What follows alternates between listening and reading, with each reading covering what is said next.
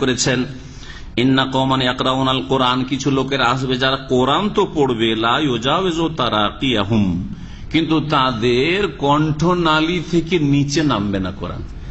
শুধু কি করবে? তেলাওয়াত করবে, হেফজও করবে, হ্যাঁ, কিন্তু এই দিকে নামবে না, মানে আমল করবে না, কোরআনী আকীদাও রাখে না, আর কোরআনের প্রতি আমলও করে না, কোরআনের আদর্শে বিশ্বাসী নয়, কোরআনের হাফেজ হয়েছে। আমাদের মুসলিম সমাজে ঠিক এরকম অবস্থা।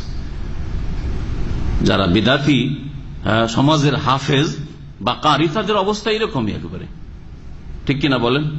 ঠিক নয়?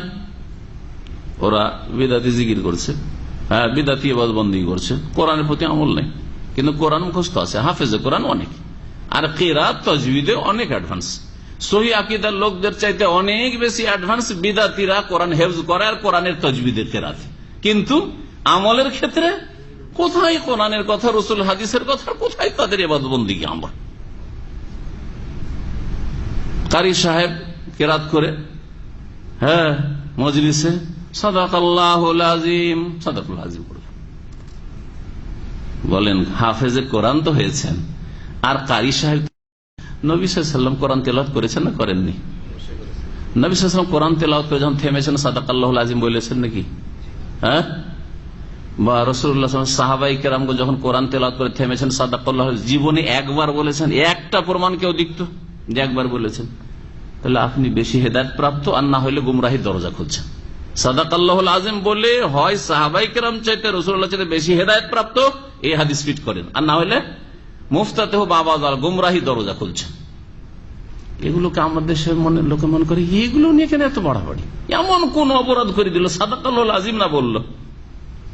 কালকে আমাদের রিয়াজে প্রোগ্রাম ছিল, খুব বড় প্রোগ্রাম ছিল, সম্মেলন, তো সেখানে সাদাকাল্লাহুল আযীম দুবার তেলাওয়াত করলো, দুইবারই দুটো ছেলে সাদাকাল্লাহুল আযীম বললো। তো শেষ ওই ছেলেটাকে ওই সময়টাই বলার সুযোগ পাইনি, আমি বক্তব্য শুরু করে দিয়ে ভুলেও গেলাম। পরে শেষ তমবি করলো, ওর বাপ আর ছেলেটা এসছে। সেই সময় শেখ হাসাম আছে বলে উঠল, আর আরো দু একজন শেখেরা ছিলেন। কথাটা গুরুত্বপূর্ণ। সাদাকাল্লাহুল আযীম মানে কি? মহান আল্লাহ সত্য বলেছেন। তাহলে আপনি যেন আল্লাহকে সার্টিফিকেট দিচ্ছেন যে আল্লাহ তুমি সত্য বলেছ। আপনার সার্টিফিকেট আল্লাহ মুখাপেক্ষী নাকি? আরে আমি যদি কারো কাছ থেকে সুপারিশনামা নিতে হয় বা রেকমেন্ডস, হ্যাঁ, সার্টিফিকেট নিতে হয়, আমার চাইতে সিনিয়র থেকে নেব না জুনিয়র থেকে নেব? আমার চাইতে বড় বড় শেখের আছে, তাদের কাছ থেকে নেবো, যে হ্যাঁ শেখ মতিউর রহমান সহি আকীদার লোক বা ভালো দায়ী ইত্যাদি। আমার চাইতে সিনিয়র সার্টিফিকেট দেবে, আর আমার চাইতে জুনিয়র আমাকে কি সার্টিফিকেট দেবে? বোঝা গেছে না? যায় নাই? অথচ জুনিয়ররাও মানুষ আর আমিও মানুষ।